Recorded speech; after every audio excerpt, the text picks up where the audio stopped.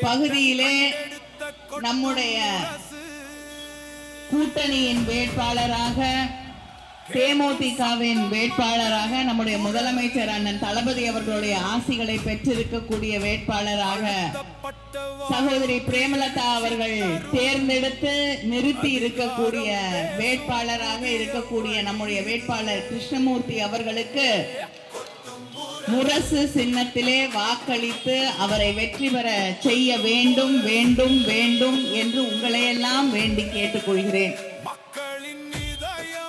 உங்களை எல்லாம் பார்க்கும் பொழுதே வெற்றி நிச்சயம் அப்படிங்கிறது உறுதி செய்யப்பட்ட ஒன்று. உங்களுக்கு அத்தனை பேருக்கும் தெரியும், கேப்டன் அவர்களுக்கும் தலைவர் கலைஞர் அவர்களுக்கும் எப்பொழுதுமே ஒரு அந்யோன்யமான நட்பு உறவு எப்பொழுதும் இருந்திருக்கிறது. ஒருவர் மீது ஒருவர் மிகுந்த மரியாதையும் பற்றும் வைத்திருக்கக்கூடிய இருவர் தான் அவர்கள். மாற்று அணியிலே இருந்தாலும் கேப்டன் அவர்கள் தலைவர் கலைஞர் அவர்கள் மீது எந்த அளவிற்கு அன்பு வைத்திருந்தார் என்று உங்களுக்கு தெரியும். அந்த அன்பின் பேரால் உங்களிடம் கேட்கிறேன், முரசு சின்னத்திலே வாக்களித்து நம்முடைய வேட்பாளர் கிருஷ்ணமூர்த்தி அவர்களை வெற்றி பெற செய்ய வேண்டும் என்று உங்களை எல்லாம் வேண்டி கேட்டுக்கொள்கிறேன். நம்முடைய கூட்டணியின் சார்பாக வந்து மக்களை சந்தித்து எங்களுக்கு ஓட்டு போடுங்க அப்படின்னு கேட்கும் போது நாங்க உரிமையோடு வந்து உங்களை கேட்கிறோம். திராவிட முன்னேற்ற கழக கூட்டணிக்கு நீங்கள் வாக்களிக்க வேண்டும், நம்முடைய வேட்பாளர் கிருஷ்ணமூர்த்தி அவர்களுக்கு முரசு சின்னத்துல ஓட்டு போடணும்னு கேட்கும் போது உரிமையோடு வந்து கேட்கிறோம்.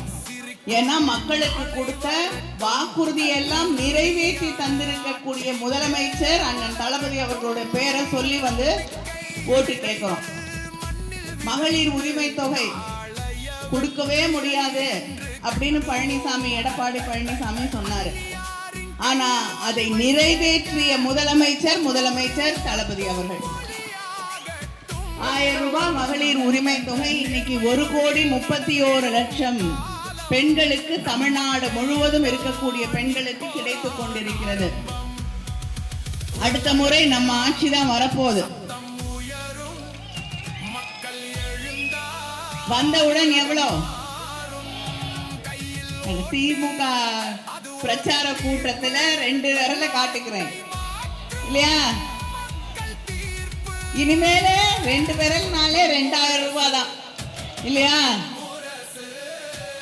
ஏன்னா அவங்க 2 விரல் பிஜேபியோட கூட்டணி வச்சிங்கன்னா காணா போயிடும்.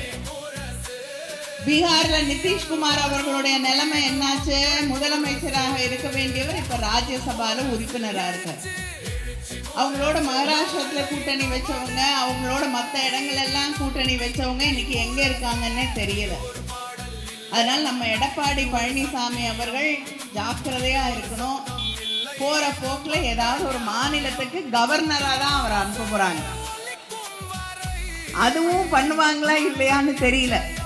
அது அமித்ஷா அவர்கள் மனசு வச்சா ஒருவேளை அனுப்புவாங்க.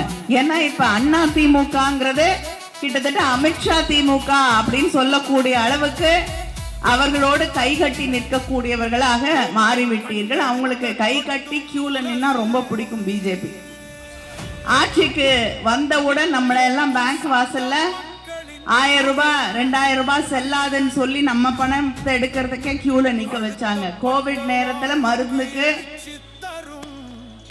ஆக்சிஜனுக்கு கியூல நிக்க வச்சாங்க.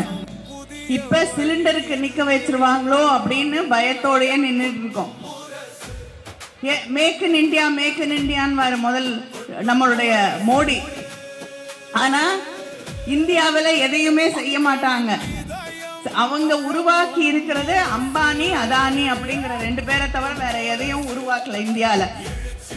அதனால சிலிண்டர் எல்லாம் வெளிநாட்டுல இருந்து தான் கொண்டு வராங்க. போர் நடக்கும் போது வரல. இன்னும் எத்தனை நாள் நமக்கு சிலிண்டர் கிடைக்குமோ அப்படிங்கிற பயத்தோடயே இருக்கிறோம். அதனால வந்து ஓட்டு கேட்க வந்தாங்கன்னா கேளுங்க. முதல்ல சிலிண்டரை கொண்டு வந்துட்டு அதுக்கப்புறம் ஓட்டு கேட்க வாங்கன்னு கேளுங்க. இப்படி தமிழ்நாட்டுக்கு இந்திய மக்களுக்கு துரோகம் செய்து கொண்டிருக்கக்கூடிய கூட்டணி நமக்கு வர வேண்டிய நிதி எதையுமே தரதில்லை. பட்ஜெட்ல தமிழ்நாடுங்கிற பேரே இல்லை. அப்படிப்பட்ட ஒரு கூட்டணி தான் நமக்கு எதிராக அணிவகுத்திருக்கக்கூடிய கூட்டணி.